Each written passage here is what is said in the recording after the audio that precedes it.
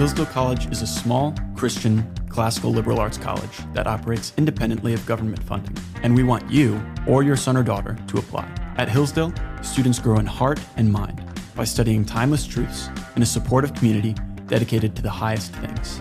Hillsdale College costs significantly less than other nationally ranked private liberal arts colleges and receives regular recognition as a best value, and nearly all students receive financial aid. Our robust core curriculum, vibrant student life, and 8-to-1 student-to-faculty ratio make for an education like no other. For more information or to fill out an application, visit hillsdale.edu/info. That's hillsdale.edu/info.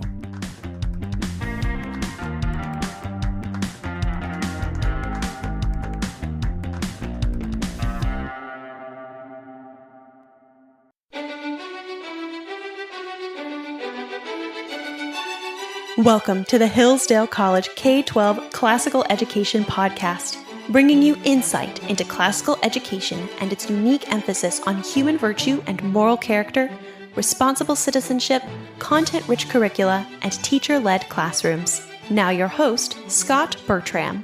We continue a series of episodes from presentations delivered at Hoogland Center for Teacher Excellence seminars.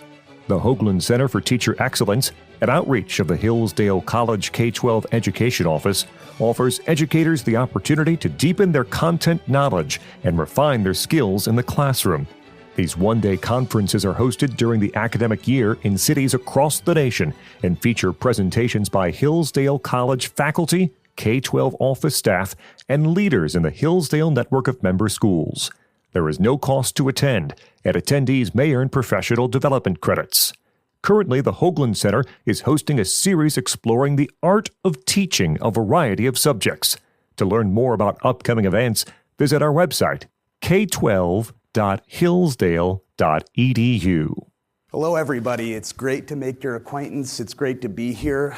At the outset, I want to thank Margie King and everyone at the Hoogland Teaching Excellence Conference for making this possible.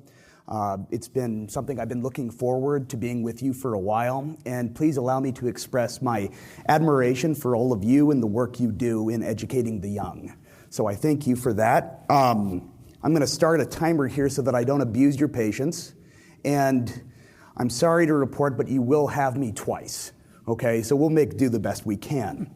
But here, I have taken upon myself the task of talking to you about the Middle Ages, their meaning and their enduring significance. Once upon a time, at an occasion such as this, when a speaker proposed to hold forth on the relevance of the Middle Ages, that millennium between roughly 500 and 1500, and why they matter for you and for me today, as well as for the students we'll be educating in 21st century America, it would have required fighting an uphill battle. This uphill battle was against a well-entrenched foe, the myth of the Dark Age, a citadel replete with caricatures of priestly autocrats, obscurantist schoolmen splitting hairs about the dimensions of angels and pins, and feudal barons demanding their customary first night upon the marriages of their serfs. But those days, thank God, are mostly behind us.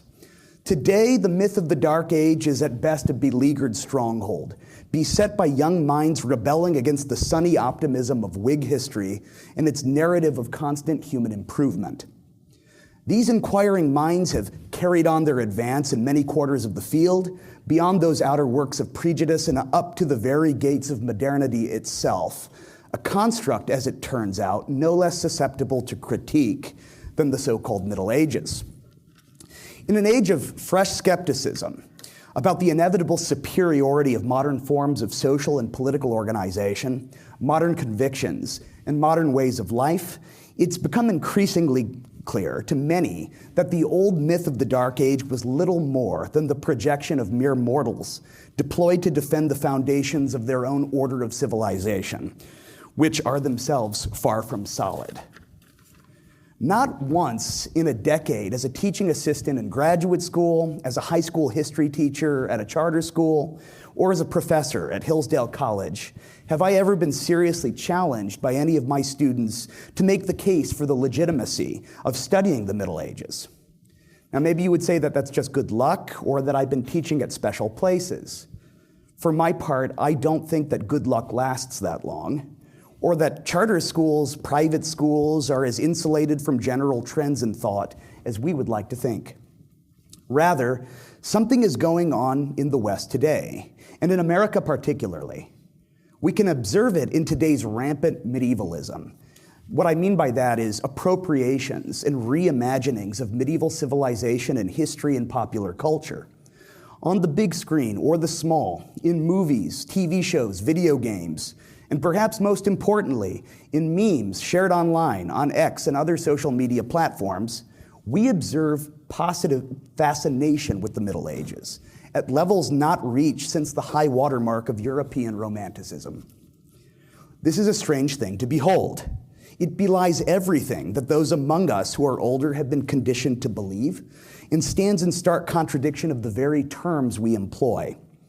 Today, it is the young who are skeptical of the modern age, that is the so-called novus ordo seclorum, and they're receptive to the medieval. And those voices that we still hear trafficking in the old Enlightenment prejudices about the Middle Ages sound tired out, and indeed they are, since they belong to the middle-aged. For the teacher, this represents a golden opportunity. Now more than ever, students are ready to learn about this period. But this opportunity can be squandered, not from lack of openness on their part, but from lack of conviction on ours. In order to teach them properly, we, the teachers, must believe in the enduring significance of the Middle Ages and have this significance clear in our minds, at least as clear as possible. This is my purpose in speaking to you here this afternoon. I'm going to get 2 cracks at it, but I'm going to try to bring you round to my conviction that the period between 500 and 1500 is not simply significant for the formation of our civilization. Rather, it is in this very period in which our civilization as such emerged into the light of history.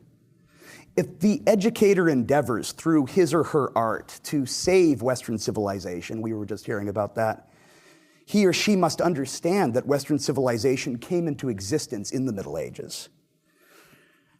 What is the West, right? If I asked you to define that, what would you say? That's not a very nice thing to do or polite. Define the West. That's like saying, define your mother for me. Define your mother. That doesn't seem reverent.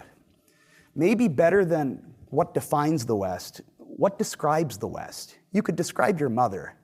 Maybe that's a more productive line of inquiry upon which to engage. Let's try it. Maybe we could say that what characterizes Western civilization is something about balance, a delicate balance, a juxtaposition of opposites, flesh and spirit, God and Caesar, the transcendent and the immanent, or in other words, Athens and Jerusalem, often employed as the shorthand for the mingling of the legacies of Greco-Roman antiquity and Hebrew revelation and Christian revelation. Okay, well, when did this happen? Where did it occur? My contention is that this first was accomplished in Europe, but Europe only emerges, the Europe that we recognize and know, in the medieval millennium. So this Western endeavor to reconcile the wisdom of Greco-Roman antiquity and the demands of the gospel affected innumerable spheres of human life and activity. The theory and practice of government, economics, academia, and society from its most intimate to its most expansive levels. Although the distinct civilizations of the Eastern Roman Empire, which we call Byzantium, as well as the Islamic world, in their own ways and to greater or lesser extents, also inherited the legacies of Romulus and Abraham, it's my conviction, and I'm not alone here, that it was in Latin Europe that both of these legacies were not only brought into contact and maintained in a careful balance, but even synthesized. And it's this synthesis that is the key characteristic of the West. Now, okay, I want to get this all out on the table here. Don't misunderstand me as making some argument of the objective superiority of Western civilization in a cosmic sense to other civilizations. As Eric said, I am a Byzantinist by training. I love the Byzantine Empire. I'm also fascinated with the Islamic world. Some of my best times have been spent in the regions of the former Ottoman Empire, leading students around and enjoying the hospitality of the Turks. These are civilizations that are worthy of respect and study, but they are different.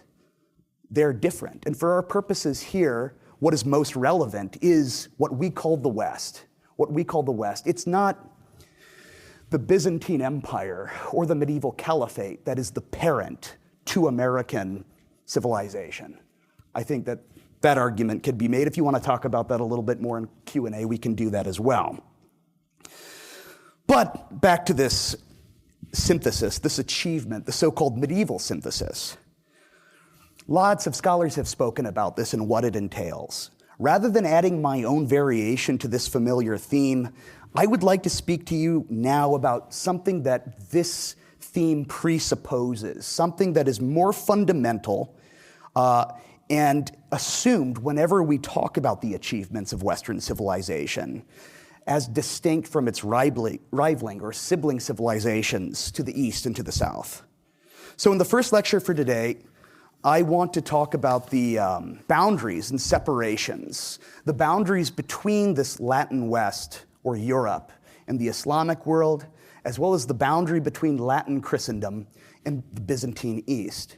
For these divisions and separations were more than crucial in the emergence of the West. In fact, without them, we could not speak of the West in any meaningful sense today. And it was during the Middle Ages that these boundaries between the West and the rest became fixed.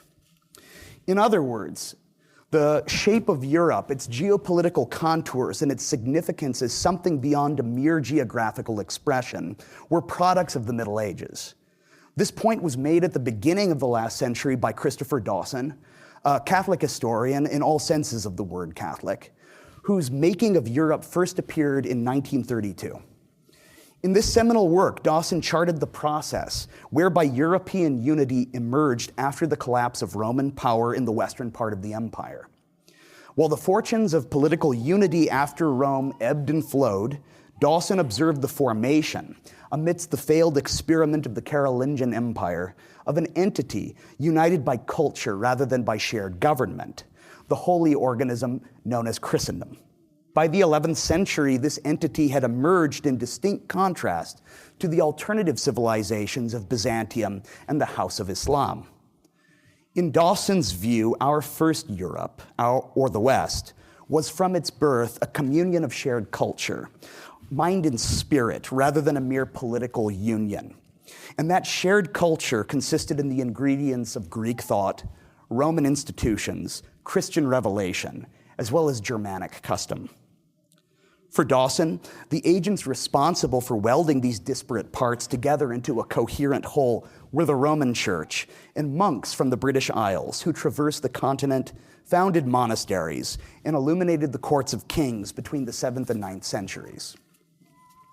The staying power of Dawson's thesis that Europe is principally a cultural entity and that this entity was a medieval achievement is demonstrated by its reprisal and modification, that is, the reprisal and modification of this thesis, some 60 years later by Robert Bartlett, who in 1993 published his own work, The Making of Europe, this time placing the focus on institutions, technologies, in the migrations of aristocrats from northern Francia out to the peripheries in the north, south, and east.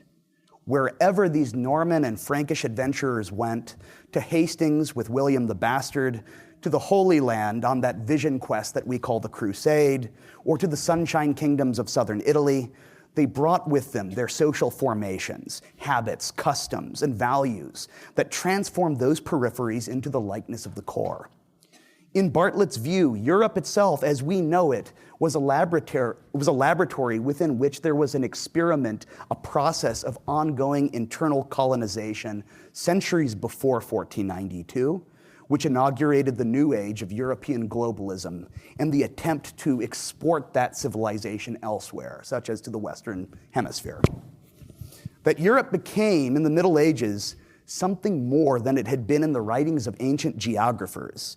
That is a mere geographical expression for the frigid and desolate northwestern spit of land jutting out from Asia, has thus been an established theme in Anglophone history for the better part of a century.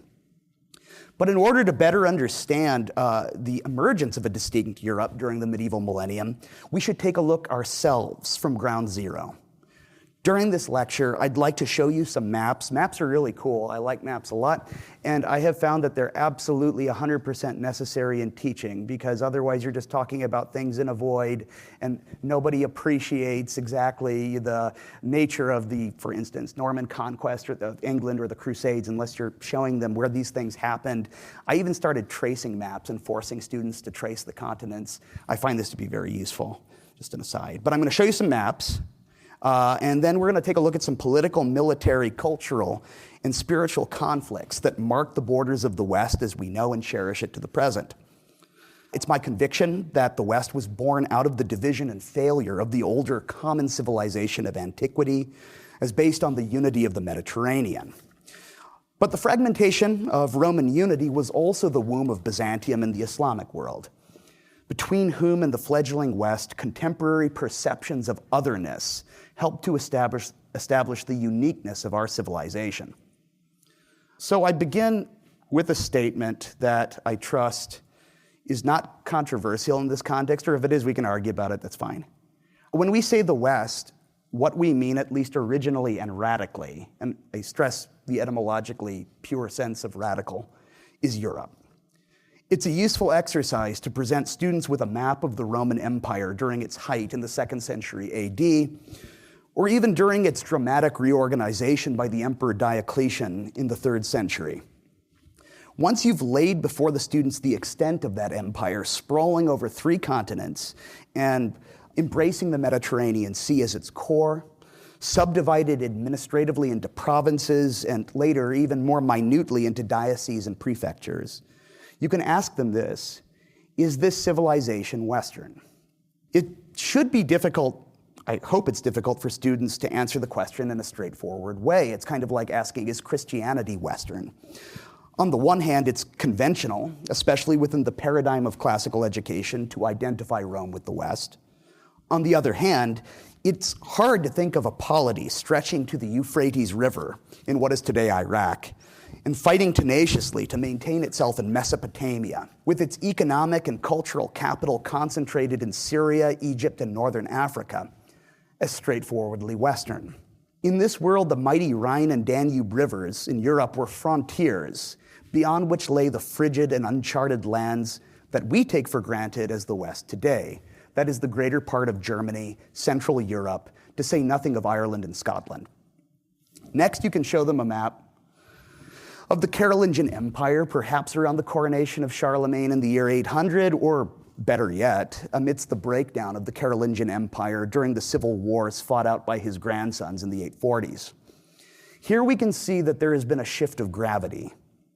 There's no single civilization embracing the Mediterranean world, and one of these centers has removed itself beyond the Alps into the northwestern European heartlands of the Seine and Rhine basins. Meanwhile, from the center, power is being projected farther east into the lands of the Slavs, there to mark the boundary eventually of the line between the Western Slavs and the Eastern Slavs, or translated into more familiar terms, Central Europe and Eastern Europe. In other words, we have here something that looks far more familiar, better approximating common notions of the West. So the question is, how do we get from one world to the other? The key narrative here is a story of secession or a declaration of independence. We like those stories as Americans. Those are good stories. The key player, the protagonist in this story, is the Roman Church, the seat of the papacy. It is the story of how this reverend institution of Christian antiquity realigned itself from a Mediterranean orbit oriented towards the imperial capital in Constantinople into a transalpine orbit oriented toward Francia. This realignment of the papacy to the Germanic north is the watershed between antiquity and the Middle Ages. We might diagram the geopolitics of the early Middle Ages as a sort of tripod or triangle. The 3 points of that triangle are the Roman Church in Italy, the imperial government in Constantinople, and the barbarian kingdoms emerging out of the former provinces of the Roman West.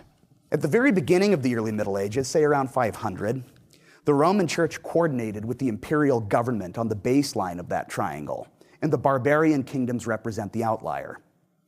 You can see this, for instance, it's abundantly clear, for instance, in the writings of the popes from the 5th and 6th centuries, popes like Gregory the Great, 590 to 604. In spite of whatever tensions existed between the papacy and the imperial government, the bishops of Rome consistently saw themselves as dutiful subjects of the emperor and as representing a sort of outpost of Roman civilization amidst a barbarian tide. The barbarian warlords and chieftains who now administered the western provinces stood apart, vying desperately for the recognition that would legitimize their usurpations of Roman political authority, though divided by Roman civilization, by their Arianism, their paganism, and their Germanic identity. But a couple of centuries more, in the 8th and 9th century, we observe a dramatic reconfiguration has taken place. The papacy, grown weary of an imperial government that has been by turns heavy-handed and then negligent, and that has proved incapable of defending its Italian outpost from the incursions of a new barbarian people known as the Lombards, has turned to the north to seek a new champion beyond the Alps. It found that champion in an upstart family in Francia, and we call that family the Carolingians. The papacy had need of a reliable patron that would defend its territorial interests in Italy. The Carolingians had also needs. They had need for the authoritative sanction that would allow them to seize the throne of Francia from the degenerate long-haired kings sprung from the loins of Clovis. Out of this mutual need, a new symbiosis was formed. The Carolingian Prince Pepin, father of Charlemagne, got his crown and royal anointing by the Pope in 754, and then swept into Italy with his forces, where he defeated the Lombards and turned over the imperial lands they had seized to the Pope to form the basis of his patrimony. And this is the kernel of the ecclesiastical state, which will remain an entity until 1870.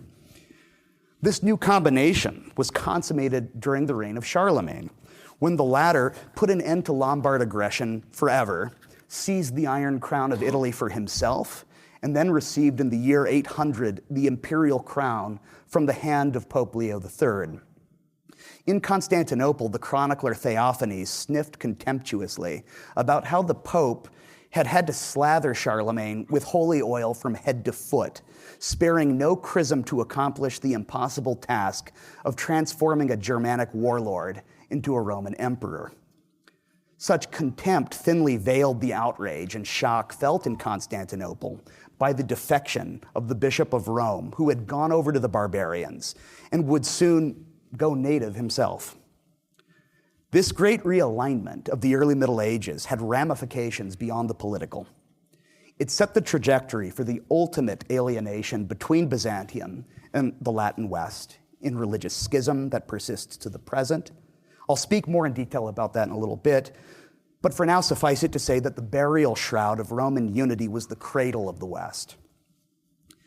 The old Roman Mediterranean Commonwealth gave way then to three sibling civilizations: the compact and resilient remnant of the Roman Empire in the east that we call Byzantium, the Islamic community of the faithful, the Ummah, that emerged and conquered with such apparent explosiveness in the 7th century, and that in short order had assumed control over the most prosperous and populous provinces of the Roman East, and finally the constellation of Germanic barbarian kingdoms that had realigned themselves with the papacy in the 7th through 9th centuries.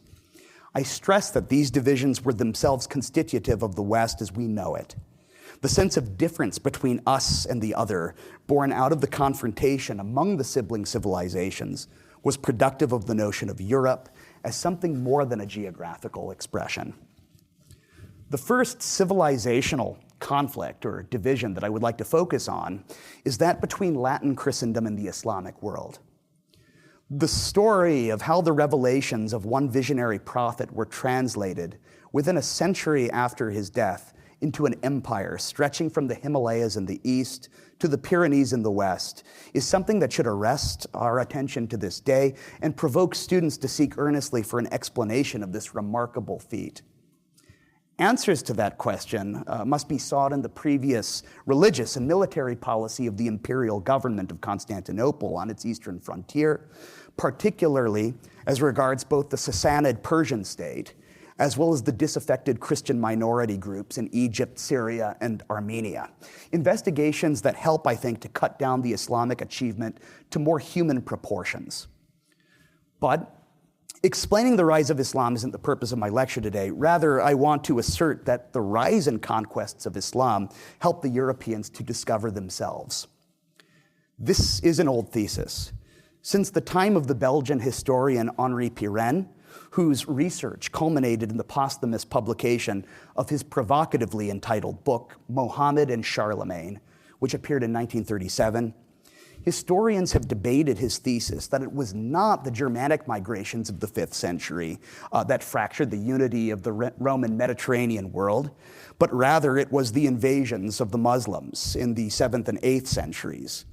As a result of those conquests, the unity of the Mediterranean was fractured, and Western Europe was forced to fall back on its own resources, economically, socially, and culturally, and politically, to develop a distinctive civilization of its own. As the title of Pirenne's work itself suggests, had it not been for Mohammed, there could not have been Charlemagne. But even before the reign of Charlemagne commenced, in the time of his illustrious forebears, we find evidence of a growing sense in the West of their distinctiveness, a sense born out of conflict with Islam. One of the best known dates in the early Middle Ages is the year 732. What happened in the year 732? Battle of Tours, yes, let's go. Sorry. 21 years previously, the Muslim commanders had led a mixed Arab and Berber force out of North Africa across the Straits of Gibraltar into the Visigothic kingdom of Spain. And within a few years, they had destroyed Christian resistance practically, and they harried the refugees to the mountain fastness of the Pyrenees in the north. Except for those beleaguered sanctuaries of the north, from which in the course of time the forces of Christian reconquest would emanate, the rest of Iberia was under Islamic control. Nor were the Muslims finished, it appeared. Expeditionary forces were sent out north of the Pyrenees to probe Christian Gaul. After defeating the Christian Duke of Aquitaine in southwestern Gaul, the Muslims proceeded north into central Francia, where in the vicinity of the great city of Tours in 732, they met the forces of Charles Martel, commander-in-chief of the Merovingian Franks and grandfather of our Charlemagne. At the end of the fierce encounter, Martel and his Franks held the field, and the Arabs returned south of the Pyrenees, the last energies that had fueled their previous expansion now spent. I do not bring up this battle in order to weigh in on an old contention made in the 18th century already by Sir Edward Gibbon, and subsequently controversial ever after. That is the contention that the Christian victory at the Battle of Tours prevented the rise of the minaret over Oxford. I mention it to draw attention to the language employed by one of our earliest sources on the battle. This is the chronicle of a fellow named Isidore of Beja. It's otherwise known as the Chronicle of 754, composed in the mid-8th century by a Christian living in Muslim Iberia. In the chronicle's telling of the battle, we find the first use in history ever of the term European to describe a group of people. According to the chronicle, after night brought an end to a day of hard fighting, now I quote, the Europeans, Europensis, looked out in the morning light toward the camps of the Arabs, not knowing that they had all been evacuated, but thinking that within the encampment, the ranks of Saracens were preparing themselves for battle, end quote. It was only when the Christians set out scouts that they realized that the tents of the Arabs had been abandoned, that the Muslims had fled back to Spain. The chronicle tells us that indeed the Europeans, and it uses that word again, Europensis, were at first cautious and thought that adversaries might be lying in wait in ambush. But after surveying the ground, the enemy nowhere in sight, they gathered up tremendous booty and returned to their homes with joy.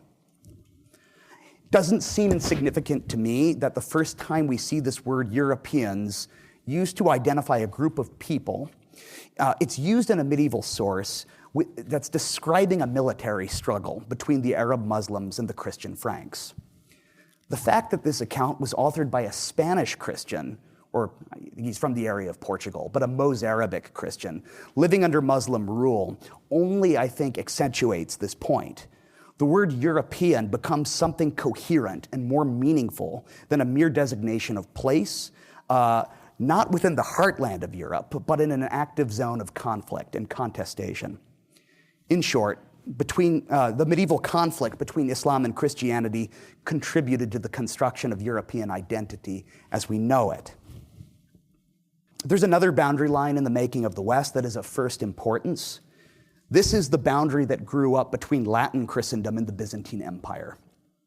Given the apparent closer resemblance between these two siblings, seen above all in the fact of a shared religious creed and religious patrimony, this division has a much more tragic aspect than the previously considered cleavage between Christendom and Islam. And yet, this alienation between Byzantium and Latin Christendom is even more critical to the formation of the West as we know it. At least I would argue that. Its importance can't be underestimated. In its religious aspect, which ultimately can't be separated from the cultural and political aspects in historical reality, we think of this division as the schism between the Eastern and Western churches. In comparison to this fundamental division, the supposed watershed 16th century Reformation takes on the appearance of an internecine squabble between kin over ideological minutiae. The date for this division, when did the schism happen? 1054. That's often what people say, and that's a medieval date, so I like that because it goes to prove my thesis. The only problem is it's wrong. It appears in textbooks all over the place, right? The issue with identifying 1054 as the date of the division is that it's both really too early and too late. On the one hand, sorry, to be not straightforward with you. On the one hand, the seeds of the division were laid as early as the 5th, 6th, and 7th centuries, during which pronounced differences in Eastern and Western attitudes toward ecclesiology and liturgy became mutually apparent. On the other hand, the events that transpired in 1054, really a kind of spitting match and a diplomatic embarrassment in the relations between Constantinople and Rome, made very little impression on contemporaries and left only very few traces in the contemporary record. It was only much later, in the world of the Crusades of the 12th and 13th centuries, in the Latin occupation, the Western occupation of the Eastern Mediterranean following 1204, and the restoration of Byzantine rule in Constantinople in 1261, that the incident of 1054 became memorialized post hoc as an event of paradigm-shifting significance. The myth of the schism of 1054 was invented in the Middle Ages. All that said, I know, these people are crazy. All that said, the division between the West, or Europe, and the, let's call it Orthodox world of Eurasia and the Balkans is, I believe, quite obviously, a division that endures to this day. To be sure, this division was enforced by the conquests of the Muslim Ottoman Empire between the 14th and 16th centuries, as well as the rise of Russia in the same period. Then it was further ingrained by recent history, by the rise of the Soviet Union, the descent of the Iron Curtain in the 20th, and yet, today, the Ottoman Empire is gone, the Soviet Union is no more, but I think this division still remains. To this day, when the American thinks of Europe, he'll think about England, France, Spain, Germany. Perhaps a broad-minded American will include Poland or think fondly of Prague and Budapest. But few think of Bulgaria, Romania, Serbia, or the Ukraine, except we're thinking a lot more about the Ukraine nowadays because of recent events. We teach French, Spanish, German, and sometimes Italian in our high schools, but when do we teach Russian and Greek? Not very often. As real as this division is, and as central as I believe it remains to our common concept of the West, its origin is indeed medieval. It didn't come into existence in 1054, but it came into existence in a kind of piecemeal way between 730 and 1274, when we see the emergence of a kind of proto-Iron Curtain or cultural curtain being constructed piecemeal from the Gulf of Gotland all the way down the river basins of the Dnieper and the Volga in Eastern Europe, then dividing the Balkans and running on the length of the Adriatic Sea. This curtain was constructed from theological polemics, often argued in good faith by medieval monks and churchmen who failed to appreciate or accept how different cultural groups might feel the need to take Christianity and bend it into something responsive to their native needs. Latin and Byzantine Christendom began as one in the Mediterranean world. The story of their division consists, in essence, in the fundamental religious, cultural, and ethnic movements underlying the political realignment of the Roman Church away from Constantinople and toward the Germanic kingdoms of which I spoke previously. What this alienation reflects at its root is Byzantine intolerance toward a new expression of Christianity that came into existence as the result of its adoption by Germanic peoples of the West. In the early Middle Ages, this Germanized Christianity was codified and disseminated throughout the extent of the Carolingian realm in the time of Charles and his successors, and by the High Middle Ages, through the complex currents of reform, it had been rerouted back to Rome, whence a re-energized papacy now radiated it forth once again in amplified form, and took it for granted that this particular expression of Christianity was pristine and unchanged orthodoxy. What the Byzantines objected to and proposed as the grounds for dissension were liturgical, cultural, and sacramental differences that, in essence, represented cultural modifications or adaptations of Christianity to Germanic culture.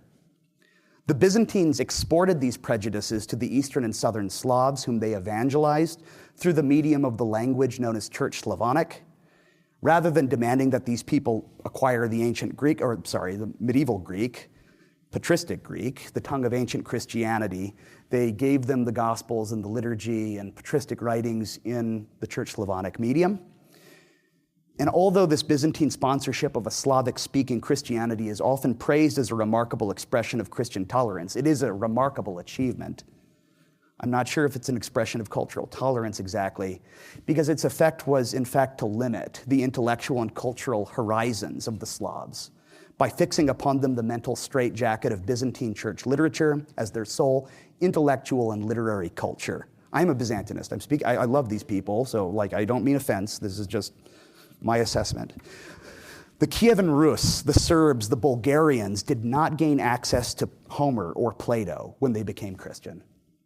They only gained access to the expositors of the older Mediterranean Christianity professed by the Byzantines, their scriptural commentaries, the writings of their church fathers, their canon law, their liturgy.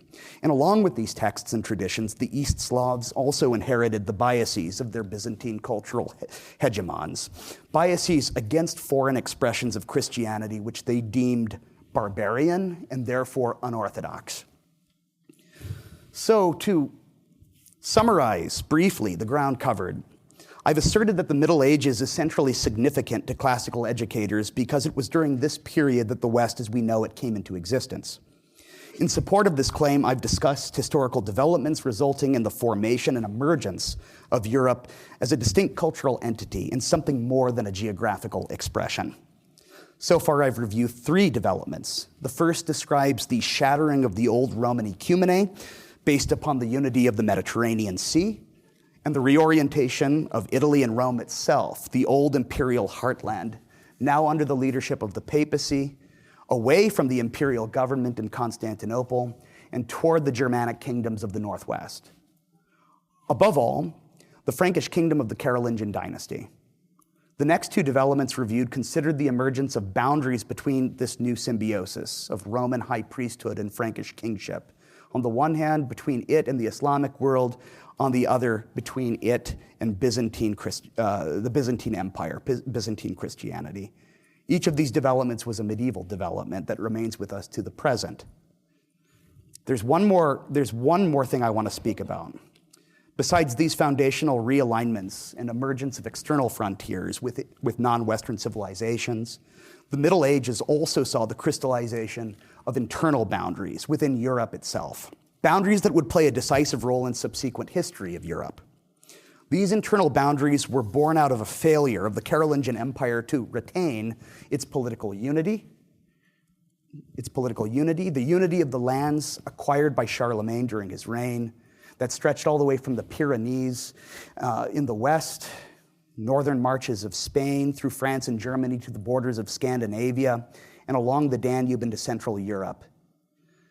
These conquests could only be maintained in unity by a cunning and charismatic warrior king, and Charlemagne's progeny failed to measure up to their sire. By the time of his grandchildren, his empire was racked by fratricidal warfare. This ended in its division into 3 realms, theoretically united by bonds of nature and faith, but practically autonomous. And the imperial office, which belonged to the middle and the least viable of these kingdoms, assumed the aspect of an empty dignity. But even this failure reveals a crucial stage in the formation of Europe as regards internal boundaries. This is illustrated by an event that happened in the vicinity of the city of Strasbourg in 842. In that year, the armies of the royal grandchildren, Charles the Bald, ruling over the Western Kingdom, and Louis the German, ruling over the Eastern Kingdom, converged after the defeat of their elder sibling, the Emperor Lothar, who ruled the Middle Kingdom. At Strasbourg, the kings swore fidelity to each other, but each king intended his oath to be heard and understood by the soldiers of his brother's army. Therefore, Charles, the Western king, swore his oath in Old High German, the language of Louis's troops. And Louis, the Eastern king, reciprocated with an oath delivered in Proto-French.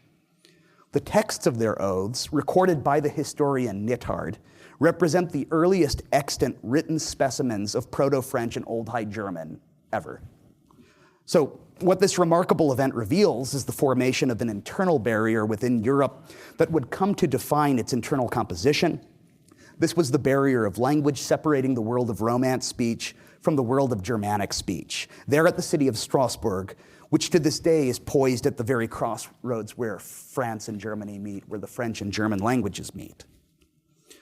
On the other hand, the destiny of Lothar's Middle Kingdom was to prove far more fragile and elusive, and I am finishing here, I promise.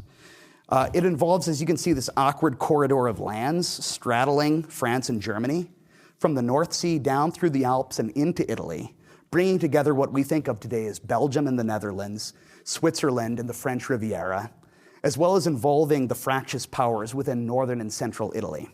This Middle Kingdom brought together a bewildering mixture of ethnic identities, legal traditions, and languages. Already by the time of Lothar's children in the 850s, this middle realm was partitioned into sub-kingdoms, and many of these lands were soon gobbled up by the more homogeneous kingdoms on the flanks, the Western and Eastern kingdoms.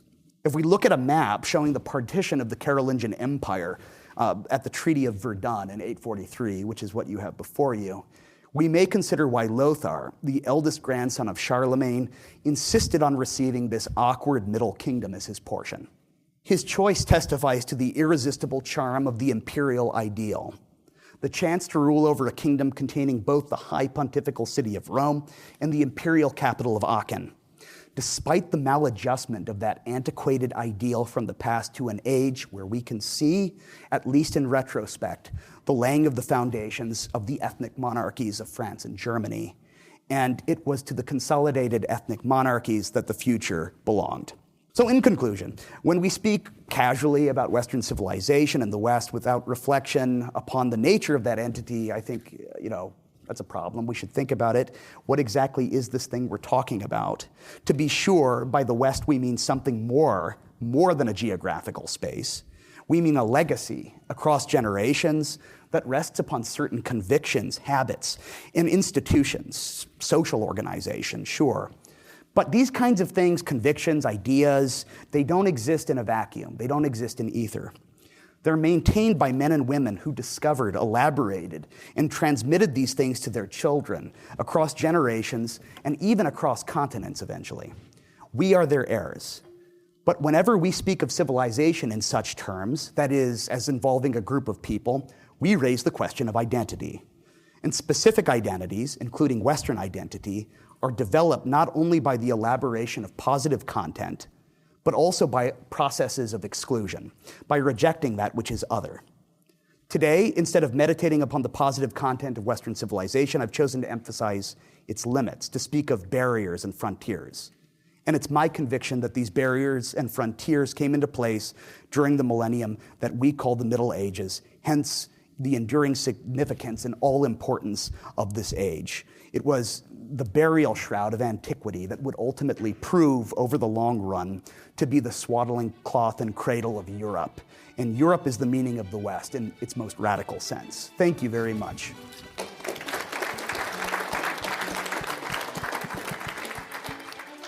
If you enjoyed this lecture, we encourage you to visit our website, k12.hillsdale.edu, for additional information on upcoming Hoogland Center events and other free resources for educators.